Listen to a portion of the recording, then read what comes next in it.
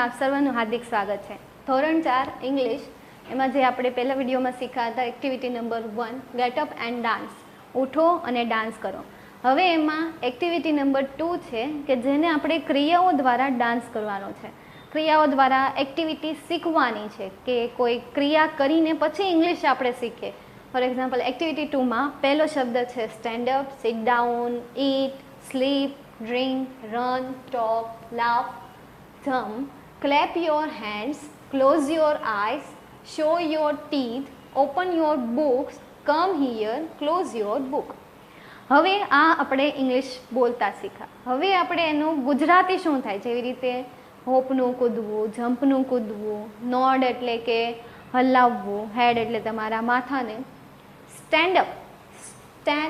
Up એટલે કે ઊભા થવું, સિટ ડાઉન એટલે કે બેસી જવું અથવા તો બેસવું, ઈટ એટલે ખાવું, સ્લીપ એટલે સૂવું, ડ્રિંક એટલે પીવું, રન એટલે દોડવું,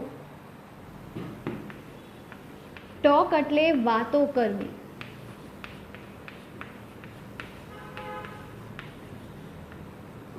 લાફ એટલે હસવું, જમ્પ એટલે કૂદવું। આ હતા ટૂંકી ક્રિયાઓ, એકદમ નાની ક્રિયાઓ। હવે ક્લેપ એટલે કે તાળી પાડવી, યોર હેન્ડ એટલે કે તમારા હાથથી, તમારા હાથ વડે તાળી પાડો, ક્લેપ એટલે તાળી પાડવી, યોર એટલે તમારા, હેન્ડ એટલે હાથ, તમારા હાથો વડે તાળી પાડો, ક્લોઝ એટલે કે બંધ કરવું, ક્લોઝ એટલે બંધ કરવું, યોર આઈઝ, યોર એટલે તમારી, આઈઝ એટલે આંખો, તમારી આંખો બંધ કરો, શો એટલે બતાવો અથવા તો દેખાડવું। બંનેમાંથી કોઈ પણ ગુજરાતી લઈ શકાય, બતાવો અથવા તો દેખાડવું। યોર એટલે તમારું, ટીથ એટલે દાંત, ઓપન એટલે ખોલો, યોર એટલે તમારા, તમારી, બુક્સ એટલે કે ચોપડીઓ, તમારી ચોપડીઓ ખોલો, બુક્સ આપેલું છે એટલે ચોપડીઓ, કમ એટલે આવો, હિયર એટલે અહીંયા, ક્લોઝ એટલે બંધ કરવું, યોર એટલે તમારી, બુક એટલે પુસ્તક।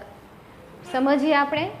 જ્યારે પણ તમે શીખતા હોય ત્યારે એક્ટિવિટી કરતું જવાનું સાથે સાથે। સ્ટેન્ડ અપ એટલે ઊભા થવું, ઊભા થઈ જવાનું, સિટ ડાઉન બેસવું, ઈટ એટલે કે ખાવું, સ્લીપ એટલે સૂઈ જવું, ડ્રિંક એટલે પીવું, રન એટલે દોડવું અને ટોક એટલે વાતચીત કરવી, વાતો કરવી એને ઇંગ્લિશમાં કહેવાય ટોક, દોડવું તો એને અંગ્રેજીમાં કહેવાય રન, પીવું તો એને અંગ્રેજીમાં કહેવાય ડ્રિંક, સૂવું તો એને અંગ્રેજીમાં કહેવાય સ્લીપ, ખાવું તો એને અંગ્રેજીમાં કહેવાય ઈટ, બેસવું તો એને અંગ્રેજીમાં કહેવાય સિટ ડાઉન, ઊભા થવું તો એને અંગ્રેજીમાં કહેવાય સ્ટેન્ડ અપ। એના પછી લાફ, હસવું તો એને અંગ્રેજીમાં કહેવાય લાફ, કૂદવું તો એને અંગ્રેજીમાં કહેવાય જમ્પ, ક્લેપ યોર હેન્ડ્સ, હવે તમારે કોઈને કેવું છે કે તાળી પાડો તો એને એમ પણ કહી શકો ક્લેપ અથવા તો ક્લેપ યોર હેન્ડ, તાળી પાડો, ક્લોઝ યોર આઈઝ, તમારી આંખોને બંધ કરવી, શો યોર ટીથ, તમારા દાંત બતાવો, શો એટલે બતાવવું, દેખાડવું, તો તમારા દાંત બતાડો, open your books, books open એટલે કે ખોલવી, યોર એટલે તમારી, બુક્સ એટલે કે પુસ્તકો અથવા તો ચોપડી, તમારી ચોપડીઓ ખોલો, બુક્સ છે એટલે ચોપડીઓ, બુક છે એટલે ખાલી ચોપડી, એસ લાગ્યું હોય તો એક કરતાં વધારે અને એસ ન લાગેલું હોય તો ખાલી એક ચોપડી, ઓપન યોર બુક્સ, તમારી ચોપડીઓ ખોલો, કમ હિયર અહીંયા આવો, અહીંયા, હિયર એટલે અહીંયા અને કમ એટલે કે આવો। હવે તમારે એમ કેવું હોય કે ગો જાઓ ત્યાં અથવા તો જાઓ અહીંયા, એવું કેવું હોય, અહીંયા હોય તો હિયર અને જાઓ માટે અંગ્રેજી શબ્દ છે ગો, તો તમે તમારી રીતે એક અલગ પણ શબ્દ બનાવી શકો, ગો હિયર, ગો ધે ત્યાં, ક્લોઝ યોર બુક્સ, તમારી બુકને બંધ કરો।